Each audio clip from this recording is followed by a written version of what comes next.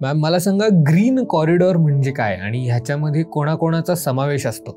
Green corridor म्हणजे जेव्हा मेंदूमृत अवस्थेमधल्या रुग्णांचं डोनेशनसाठी कन्सेंट होते तेव्हा त्या सर्जन्सना माहिती असतं ना की आता हे हार्ट दिल्लीला जाणार आहे किंवा चेन्नईला जाणार आहे, तेव्हापासूनच त्या डोनरच्या शरीरामध्ये जेव्हा ऑर्गन्स असतात तेव्हाच तिथे त्यांना औषध दिलं जातं, मेडिसिन दिलं जातं आणि त्याच्यातनं ते ऑर्गन्स बाहेर काढून व्यवस्थित कूलर्समध्ये, बर्फामध्ये काही विशिष्ट टेम्परेचरला ते सेट करून त्याच्यामध्ये ते ऑर्गन पॅक केले जातात. आता क्रॉस क्लॅम्प टाइम दिला की त्याच्यानंतर पुढच्या 20 मिनिटांमध्ये हार्ट बाहेर येणार.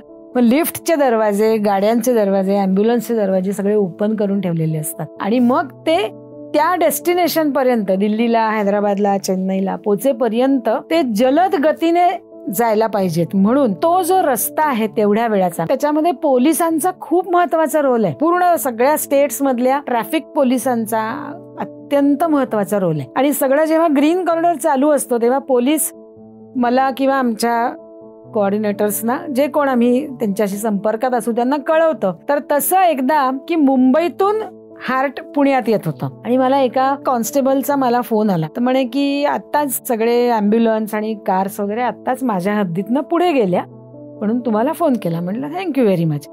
तर म्हणे मॅडम तुम्हाला एक गोष्ट सांगायची होती, सांगू का? म्हटलं सांगा. तर म्हणे मॅडम 2 वर्षापूर्वी ह्याच रोडवरनं, याच पुण्यातल्या हॉस्पिटलमधनं मुंबईच्या ज्या हॉस्पिटलमध्ये तुम्हीच हार्ट पाठवलं होतं, ते हार्ट ना माझ्या 17 वर्षाच्या मुलावर बसलंय. म्हटलं अरे बापरे. म्हटलं मग कसा आहे तुमचा मुलगा? तर म्हणे तो खूप छान आहे आणि छान आयुष्य त्याचं चालू आहे आणि आज त्याच हॉस्पिटलमधनं पुण्यातल्या एका हॉस्पिटलमध्ये हृदय चाललंय, म्हणून त्याला ट्रिब्यूट म्हणून मी गुलाबाच्या पाकळ्यानं त्याच्यावरती उधळण केली. मी म्हटलं तुम्हाला सलाम आहे, म्हटलं हॅट्स ऑफ टू यू.